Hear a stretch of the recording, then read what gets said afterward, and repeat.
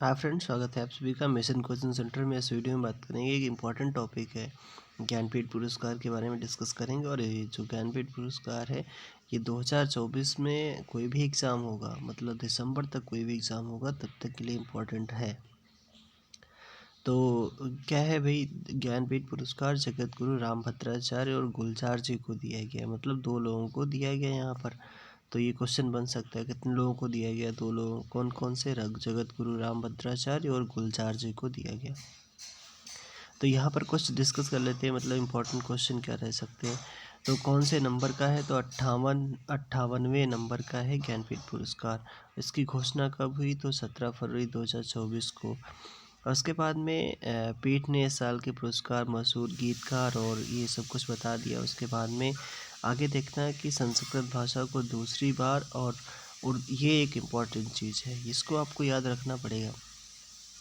संस्कृत भाषा को दूसरी बार मिला है और उर्दू के लिए 5वीं बार ज्ञानपीठ पुरस्कार दिया गया है। ठीक है।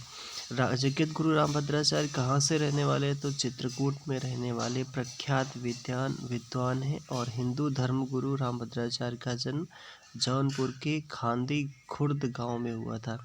रामभद्राचार्य चित्रकूट में स्थित संत तुलसीदास के नाम पर स्थापित तुलसी पीठ नामक धार्मिक एवं सामाजिक सेवा संस्थान के संस्थापक भी हैं। तो आपसे बस इतने क्वेश्चन बना सकता है वो कि तुलसी पीठ नामक धार्मिक एवं सामाजिक सेवा संस्थान की स्थापना किसने की? जगत गुरु रामभद्राचार्य जी ने की।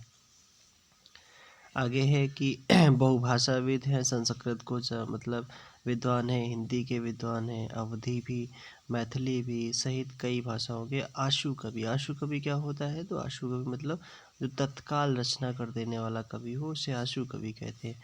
आशु कवि और रचनाकार है। 22 भाषाएं भी बोलते हैं।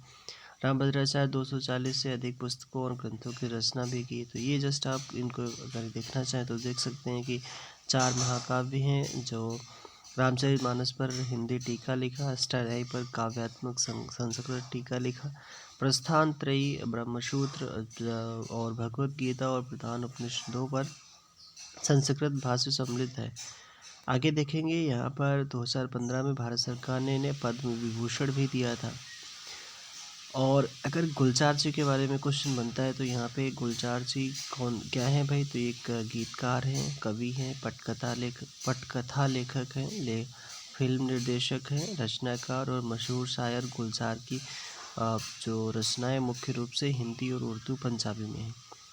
गुलजार जी को 2002 में है जो आपका उर्दू के लिए साहित्य अकादमी पुरस्कार दिया गया।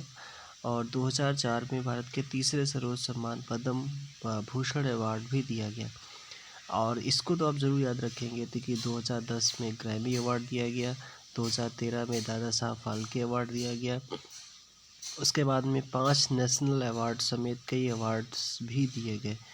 उसके बाद में तो ये जो लिखा है आपको जस्ट जानकारी भी है कि जो ज्ञानपीठ पुरस्कार की स्थापना 1944 में हुई, 1965 में पहली बार दिया गया। किसे दिया गया? तो मलयालम कवि थे जी शंकर कुरूप।